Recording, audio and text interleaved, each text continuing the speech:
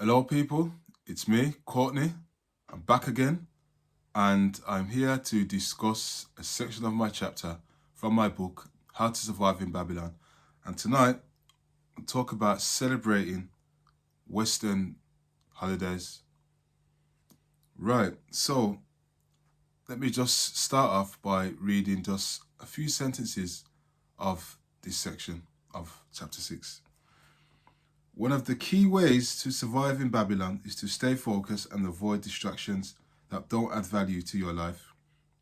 I understand that many people celebrate Western holidays because it's what they've known since childhood, and these celebrations are heavily promoted in schools and across society. Let's take a look at some of the main holidays that most people acknowledge each year. Well, this one's not a holiday. Valentine's Day is not really a holiday, it's just a celebration, but you got the Easter holidays and you've got very much Christmas. Now, if you look at, say, Christmas, I use that as a best example. When you look at Christmas and very much how you celebrate it, if you look at these holidays, if you look at very much everything I mentioned here, Valentine's Day, Easter, Christmas, because these are all Western celebrations, look at the common thing that you find yourself doing throughout all three of those celebrations that I've just mentioned. You see, the three common things that you find yourself doing throughout those three celebrations is you end up spending money. Okay? This is what these celebrations have you doing. Right? And it's heavily promoted to you for you to spend money. It's not celebrated for the actual, whatever. When you look at the historical reason of these celebrations, where they actually came from, it's not being celebrated in the historical sense. It's being very much pushed onto you now as a way for the very much the system to make money from you.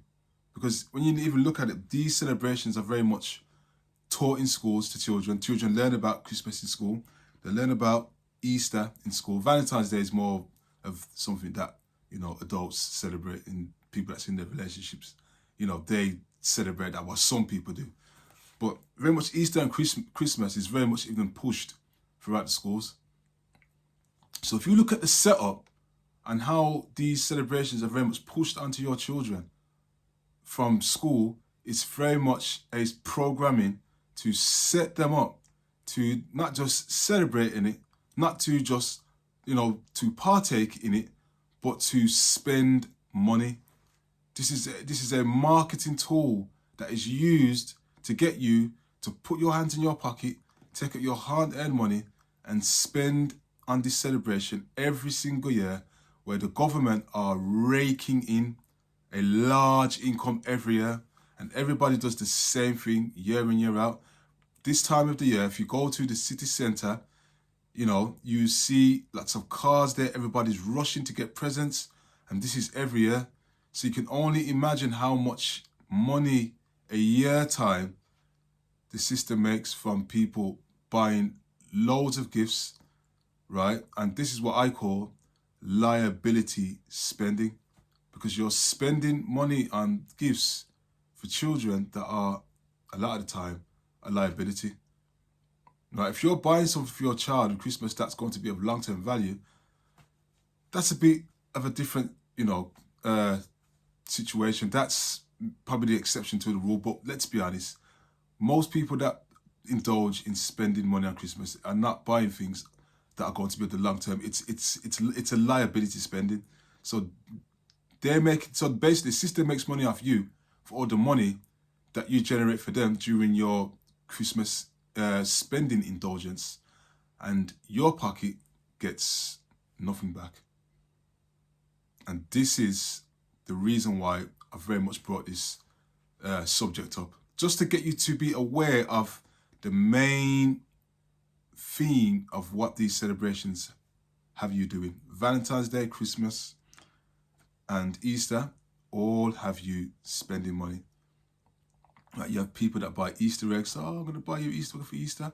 Costs money. You're going to buy gifts for Christmas. That costs money. You're going to take your partner out to celebrate Valentine's Day. Maybe you go for a meal. Again, that costs money. You know, you say, oh, I'm going to take them out for a Valentine's meal. Okay, if you want to do that, that's up to you. But I'm saying it costs money.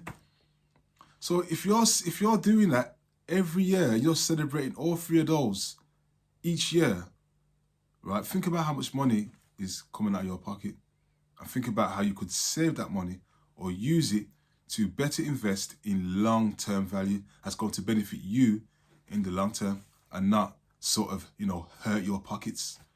Because in times of financial crisis where, you know, the cost of living is getting higher in Babylon, maybe you want to just think about how you're spending your money. Because if you're trying to rise and thrive and get ahead in Babylon, then partaking in these celebrations, which has you spending unnecessary money, that has you indulging in liability spending, that type of spending is going to keep you at the bottom in Babylon, and you will not rise and you will not thrive, because you're spending your money on things that are of a liability that have no long-term value. So that is what these celebrations have us doing. And it was a programming.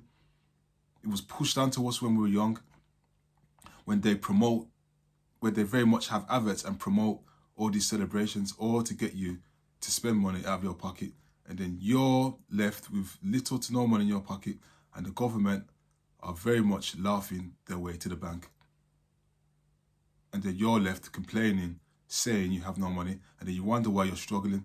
You wonder why your finances is not the best, because you're not looking at how you're spending. You are just very much engaging in liability spending.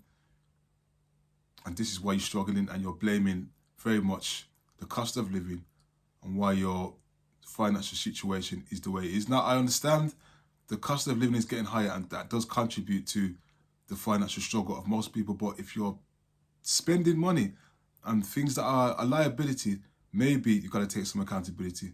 Maybe it's about time you start looking at how to sort of reapproach on how you spend money.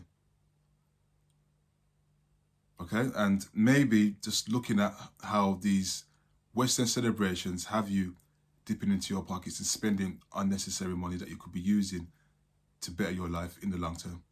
So just think about that. And that's very much all I wanted to say in this video. So just think about that and change, and just very much have a different approach to how you look at Westernized celebrations. And on that note, take care, see you later, and I'll see you in my next video.